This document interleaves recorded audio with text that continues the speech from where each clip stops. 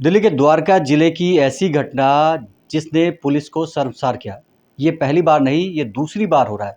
इससे पहले कुछ महीने पहले ही जाफरपुर इलाके में स्पेशल सेल के एक कांस्टेबल ने महज इस बात पर गोली चला दी कि एक बिहार का रहने वाला युवक था और उसकी हत्या कर दी। अब ऐसा ही एक मिलता-जुलता मामला जो है नजफगढ़ इलाके के बाबा हरिदास नगर थाने में आया है, जो कि बुधवार रात को हुआ, जहां पर एक एएसआई ने गोली चला दी, वो भी एक युवक के ऊपर। ये आरोप है युवक का, लेकिन हम बात करेंगे कि आखिर पूरा मामला क्या था और किस वजह से गोली चलाई गई, ये घटना क्यों अंजाम दी पुलिस ने, इस पूरे जानकारी पे हम लेंगे। हमारे साथ आकाश मौजूद है हमारे पास में। आप देख सकते हैं आकाश की जो स्थिति है, फ्रंट पे जो है जांघ पे गोली लगी है और इस वक्त ये हॉस्पिटल में है। आकाश, ये आखिर क्यों पुलिस ने आप पे गोली चलाई?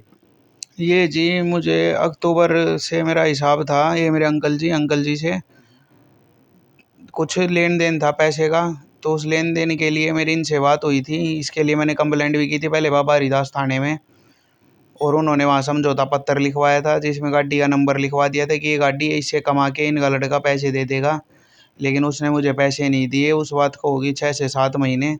उसके बाद फिर से अंकल जी से बात हुई मुझे, मेरी जिनके नाम ही है वो गाड़ी, रविंदर जी के नाम है एक ओरा गाड़ी, कि वो गाड़ी तो वो लड़का इनका घर से फरार था। उसने गाड़ी किसी को चलाने के लिए दे रखी थी, भाईचारे में या रेंट पे या कैसे ही दे रखी थी। वो टैक्सी गाड़ी, कोई ड्राइवर छोड़ रखा था। तो अंकल जी मुझे बोले कि मैंने गाड़ी की इसमें एप्लीकेशन भी लिखवाई है, थाने में जमा करवाई है। और ये गाड़ी जैसे ही आपको कहीं दिखे या इसको कोई चलाता दिखे तो गाड़ी मेरे नाम है, आप ले लेना इससे, जो भी चला रहा हो। फिर मुझे वो गाड़ी दिख गई रामा पब्लिक स्कूल के पास। मैंने बात की वहाँ जाके गाड़ी वाले से। मैंने बोला कि मैं भाई मेरे ऐसे ऐसे पैसे का लेन देन, मेरे अंकल से बात हुई कि चाहे तो तू बात कर ले या फिर ये गाड़ी मुझे दे दे। तो उसने ऐसे मुझे गाड़ी देने के लिए रिफ्यूज़ कर दिया, मना कर दिया। उससे मेरी बहस हुई कुछ आपस में, चोट-मोट, गाली-गलौच हुई, थप्पड़-चट्टू हुआ। उसके बाद फिर मैंने लेकिन उससे वो गाड़ी ले ली। वो गाड़ी लेके फिर मैंने अंकल जी को फ़ोन किया जिनके नाम वो गाड़ी, मैं अंकल जी गाड़ी ले ली है मैंने, कहाँ आना है? तो अंकल बोले आजा घर आजा मेरे पास। फिर वो अंकल घर पे थे नहीं, बोला मैं बाहरों में आ रहा हूँ, वाइफ़ को भेज दूँगा, मतलब इनकी धर्मपत्नी को। उसके बाद वो गाड़ी लेके मैं उनके घर चला गया। लेकिन इतने में ही जैसे मैं घर जा रहा था तो मेरे ख़्याल से उसने, ये जो ड्राइवर था, इसने 100 नंबर पे कॉल कर दी कि मेरे से गाड़ी छीनी गई है। लेकिन मैं वो गाड़ी लेके उस घर पहुँचा, जैसे ही उनकी बंद गली है, धर्मघाटे वाली गली में मैं अंदर पहुँचा। अंदर जाने के बाद मैंने वो गाड़ी खड़ी करके जैसे ही मैं उतरा, इतने में मेरे पीछे से पीसीआर आ गई, जो उसमें जीपीएस लगा होगा मेरे ख़्याल से टैक्सी में, इसलिए आ गई होगी। लेकिन मुझे कोई डर नहीं था कि गाड़ी ओनर से मेरी बात हो रखी है और उसके घर ही जा रहा हूँ गाड़ी लेकर, उसके बाहर खड़ा हूँ। उससे मेरी कंटिन्यूअस बात भी हो रही थी, कॉल डिटेल भी है मेरे पास अंकल की। तो फिर वो घर पहुँचा, इतने में पीछे से पीसीआर वाला आया। उसमें थे कि एसआई और एक अरुण जी थे। ये एसआई उतरा, इसने पी इतनी रखी थी जिसकी कोई हद नहीं। इसने मेरे से कोई बात नहीं करी। मैं कह रहा हूँ अगर मेरे से बात करता तो बात ही हो जाती, क्योंकि मैं ओनर के घर के सामने खड़ा हूँ, बंद वो गली है। अगर मैं भाग रहा होता तो मैं बंद गली में क्यों घुस आता? मैं तो 25 साल से वहीं रहता हूँ, साइड वाली गली में मेरा घर है। लेकिन उसने मेरे से कोई बात नहीं, और उसने मुझे लेग्स पे यहाँ गोली चला दी, पैर पे, थाई पे, और ये जो पीछे से पार निकल गई। उसके बाद वहाँ जो उनके साथ उन्होंने बोला, अरे सर ये क्या कर दिया आपने? ये बोलते हो सर ने देखा, अरे ये क्या हो गया? वो अपने हेडो के पास फ़ोन मारेगा। मैंने बोला भाई हेड को क्या फ़ोन मारूँ, मतलब मुझे गोली लगी है, हॉस्पिटल तो ले चलो।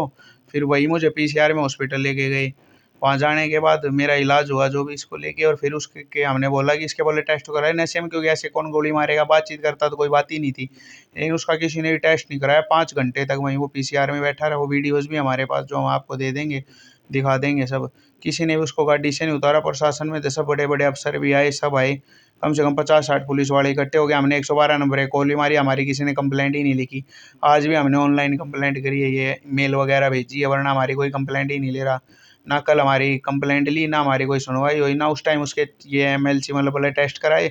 उसके बोले टेस्ट कराए अगले दिन, उसी रात नहीं कराए वहाँ पे जाफरपुर, और वो भी कराया आरएमएल में। दवार का ब्लड टेस्ट कराया। अब उसमें पता नहीं कुछ आएगा या नहीं, या जो भी वो करेंगे। लेकिन इन सब चीज़ों के बावजूद मेरे से कोई पूछने नहीं आया कि यहाँ क्या हुआ या क्या नहीं, कुछ मिस हैपनिंग हो गई या कुछ भी।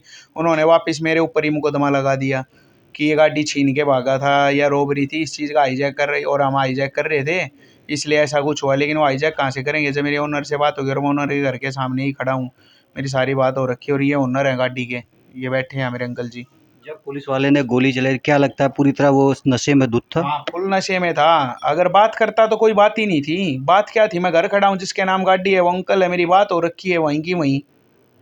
जिस तरह से आप पुलिस आपके खिलाफ मामला दर्ज कर रही है, कह रही है आप लूट-पाट की जो 2 कॉलें चली उसमें आपको पुलिस ने पकड़ा और गोली चला दी। आप पुलिस वाले से जो है पिस्टल छीन रहे थे, ऐसा भी कुछ था? मैं पिस्टल क्यों छीनूंगा पुलिस वाले से? मैं पिस्टल का करूंगा क्या? पुलिस वाला मेरा दुश्मन थोड़ी है। मुझे जिससे पैसे लेने में उसके घर हूँ, मेरे घर के बाहर खड़ा हूँ, उससे मेरी बात हो रही है। अगर लूटपाट का हो तो मैं गाड़ी को लेके भागता, यहाँ से बाहर निकलता, कहीं दूर जाता, मैं उसके घर को जाता जिसके नाम है वो गाड़ी। 10-15 मिनट के अंदर ये सारी बात है। मैंने सीधा उसके पास फ़ोन किया, अंकल मैंने गाड़ी ले ली, और मैं उनके घर पहुँच गया। और बात करने की बात रही, वो बात करते तो कोई बात ही नहीं थी। बात ही नहीं कि उसने वो नशे में धुत थी, क्या अपना प्रमोशन के चक्कर में मुझे शूट कर दिया, या कोई रिवार्ड मिलता उसको कि मैंने तो आज बहुत बड़ा आतंकवादी पकड़ लिया, टेररिस्ट। जिस तरह से आप वीडियो में देख रहे हो, आपकी वीडियो काफ़ी वायरल हुई सोशल मीडिया पे, उस पे आप कह रहे हो कि इसने शराब पी रखी है, टेस्ट कराया। उस समय जो आला अधिकारी थे उन्होंने कोई आपसे बातचीत नहीं की? किसी अधिकारी ने कोई बातचीत नहीं की। बातचीत करी तो बोला रुको रुको, करा रहे हैं, लेकिन किसी ने कुछ भी टेस्ट नहीं कराया उसका। जिस तरह से आकाश कह रहे हैं कि इनका लेन-देन था और जिसकी गाड़ी थी उससे बात हुई थी, उन्होंने खुद कहा था वो गाड़ी लेके घर पे चले आओ, और जब ये गाड़ी लेकर उस ऑनर के घर पे पहुँचे, गाड़ी ऑनर जो कह रहे कि कॉल भी किया, टैक्सी थी और टैक्सी ऑनर भी हमारे साथ मौजूद है। भाई साहब, जो कह रहे हैं आकाश जी, वो गाड़ी आपकी थी? जी, मेरी गाड़ी थी। आप ही ने कहा था वो ड्राइवर से लेकर गाड़ी घर पे मेरे ले आओ? मैंने ये बोला था सर जैसे मेरा लड़का 1 डेढ़ महीना से घर पे आ नहीं रहा था, मैंने इनको कुछ पैसा देना है, वो तो हमारा हिसाब था ही, लेकिन हमें वो लड़का ना कुछ कमा के दे रहा था, ना हमारे पास आ रहा था, ना हमसे कांटेक्ट हो रही थी। तो मैंने इनको बोल रखा था, इनको भी, इनके पापा को भी, कि अगर कहीं दिखे तो गाड़ी ले आना, ठीक है? हम किसी ड्राइवर से चलवा लेंगे, भाई जिसका पैसा है उसका तो देना है। उसके बाद से भैया को गाड़ी मिला, तो भैया ने पकड़ा, और उसके बाद से मेरे को फ़ोन किए कि हाँ गाड़ी मिल गया है। तो मैं बोला भैया आप मेरे घर ले आके खड़ी, इन्होंने पूछा कहाँ खड़ा करूँ, तो मैं बोला मेरे घर पे ले आके खड़ा कर दो। उसके बाद से मैं था नहीं वहाँ। उसके बाद से बता रहे हैं अड़ोस पड़ोस के, मेरी वाइफ भी बता रही थी कि पीसीआर आई पीछे से, आए गए से गाड़ी में से उतरे, आते बिना पूछे गोली मार दिए। तो मेरी बीवी भी ऐसे गांव की है, थोड़ा घबरा गई आवाज़ सुन के, तो उनको किसी ने धक्का मार के अंदर कर दिया, फिर बाहर गई, फिर देख रही है खूनम खून हुआ है। लेकिन मैंने इनको बोला था गाड़ी कहीं दिखे तो लेके आना है। गाड़ी आपके नाम पे? जी मेरे नाम पे है। आपके बेटे ने कॉल किया था पीसीआर को कि गाड़ी लूटी गई? मेरा बेटा और एक और टैक्सी ड्राइवर था, इन्होंने अपनी गाड़ी एक्सचेंज कर लिया था। मतलब वो गाड़ी, मेरी गाड़ी कोई और चला रहा था और उसकी गाड़ी वो ले गया था। अब भैया ने उसको बताया भी है, बोल तो रहे हैं, तो गाड़ी देना चाहिए, अब उसको बात करना चाहिए कि एक बार ओनर से बात कर लूँ। तो हाथापाई इनकी जो भी हुई हो, मैं तो था नहीं, यही मामला है सर। अब पुलिस पी के एकदम धुत था, हम हॉस्पिटल में भी गए थे।